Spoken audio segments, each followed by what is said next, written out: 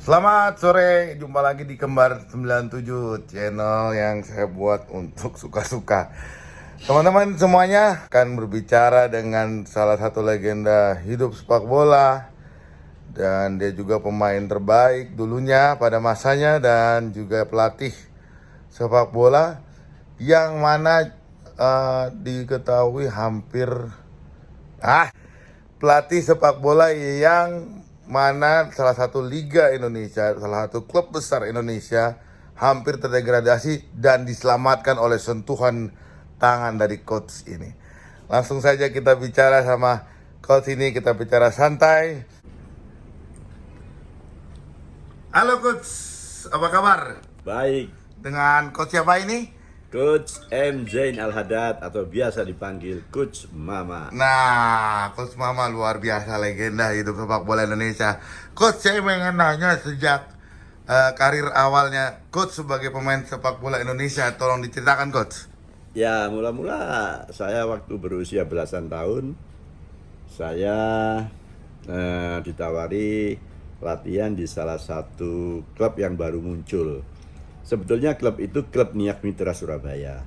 Tapi Niak Mitra Surabaya itu kan lahirnya tahun 79 bersamaan dengan klub Galatama. Tapi sebelum 79 saya sudah bermain di klub Mitra Surabaya. Nah, Mitra Surabaya ini cikal bakalnya klub Niak Mitra. Saya bermain di situ sampai tahun 79 lahir Niak Mitra. Tahun 80 saya main di Persibaya Junior Suratin Cup. Setelah itu langsung saya masuk di Niak Mitra Galatama tahun 80 sampai Niak Mitra bubar tahun 90 dan sampai karir saya berakhir juga di Niak Mitra itu, di klub itu. Kata teman-teman saya seperti pemain Inggris apa itu, Viali atau siapa yang mulai berkarir sampai bubar di satu klub. Oh, jadi di satu klub aja Ya, Coach? satu klub Niak aja. Mitra itu yang sekarang Mitra Kukar ya? Coach? Ya, Niak Mitra Bukan, itu beda lagi. pada tahun 90 dia bubar dan sudah tidak ada lagi yang meneruskan. Itu klub legend, dia juara 3 kali kompetisi Galatama, juara Tugu Muda Cup 2 kali, udah juara-juara terus pokoknya. Oh gitu ya Coach. So. Setelah itu Coach, Nah, setelah perjalanan itu, karir Coach. ya setelah saya bermain sepak bola, pada tahun 86 saya mulai main di tim nasional PSSI, main di Galatama Selection di Thailand, pra Piala Asia, pra Piala Dunia, dan Piala Kemerdekaan. Nah, setelah itu tahun 90 bubar. Sebetulnya saya bermain untuk Asbab, tapi baru beberapa bulan kekosongan pelatih akhirnya saya naik menjadi asisten pelatih tahun 90 91 dan akhirnya saya terus menjadi pelatih sampai klub itu juga bubar tahun 97. Luar biasa. Jadi sampai bubar semua Ya. Coach. Jadi Coach ini tipe-tipe pelatih dan pemain setia sebenarnya ya. Nah, kata orang sih begitu. Oh iya Coach. Lanjutnya Ya, Coach. di dalam kepelatihan itu saya memang sudah banyak masa asam garang ya. Saya pernah menangani tim Siwu PWI Jatim pada tahun 2000. Alhamdulillah waktu itu runner up ya. Terus setelah itu dari situ saya 2002 saya melatih di Persijatim Solo FC. Persijatim itu tadinya di Jakarta, tapi karena penontonnya kurang dan di Solo tidak ada klub karena Ars itu waktu itu bubar, maka pindah di Solo menjadi Persijatim Solo FC. Nah, setelah itu 2003 saya melatih di Persibaya Surabaya. Terus di 2005 saya melatih di Timnas U20. 2006 saya melatih di Persim Maros Makassar. Terus 2007 saya melatih di NTT Atambua. Nah, 2008 saya melatih di Delta Sidoarjo. Sekaligus saat itu saya terpilih menjadi pelatih terbaik Kopaji Samsu. Udah terus itu aja ya. Ya. Itu betul. katanya juara 3 ya Coach. Ya. Dan itu gimana Coach ceritanya Coach? Ya, jadi pada saat itu memang Delta Sidoarjo itu lagi lagi Goyang. Ya. Ya, manajemennya goyang, ya artinya materi biasa-biasa. Akhirnya saya masuk di situ menangani Kopaji Samsu itu dan alhamdulillah waktu itu prestasinya bagus sehingga bisa mengalahkan Persija di 8 besar. Ah betul. Ya. Saya dengar itu Coach. Ya, Persija dengan materi bintang-bintang kita kalahkan waktu itu. sampai akhirnya Deltras menjadi juara 3. Ya. Nah, itu dianggap prestasi dan ada pemilihan pelatih terbaik saat itu ya saya terpilih. Jadi coach yang terpilih. Ya, saya bersaing dengan terakhir sama Rahmat Darmawan dan sama Jackson Tiago. Ya. Tapi alhamdulillah saya menang dari Rahmat Darmawan 1 poin. Nah, setelah itu 2010 saya menangani tim nasional Angkatan Darat di Piala Presiden atau Piala Panglima. PSTNI tuh. Ya, PSNI. Iya, iya. PSNI ya. 2011 saya melatih di mungkin di PSNI yang 2011 kalau nggak salah. Kalau nggak salah itu. Setelah itu 2014 saya di timnas U20. U20. Ya, asisten sama Aji Santoso sama Mustaqim. 2014 2015. 2016 saya di Persija.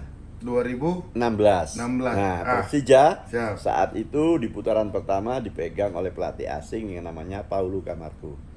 Dan 14 kali pertandingan tidak pernah menang. Oh, seri kalah. Dan saat itu posisinya berada di ranking ke-16, pokoknya di zona Jurang degradasi. Ya. Tapi alhamdulillah saya masuk di putaran kedua. Akhirnya tim itu pertama main langsung ke Padang. Pada saat main di Padang itu semua tim kalah, nggak ada yang bisa seri. Tapi alhamdulillah saya waktu itu bernasib bagus, dapat 1 poin seri.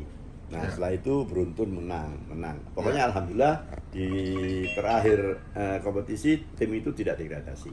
Ya. Nah, setelah itu corona saya istirahat. Oh iya iya. Ya, iya. terus saya ke Probolinggo ikut Pak Edwi.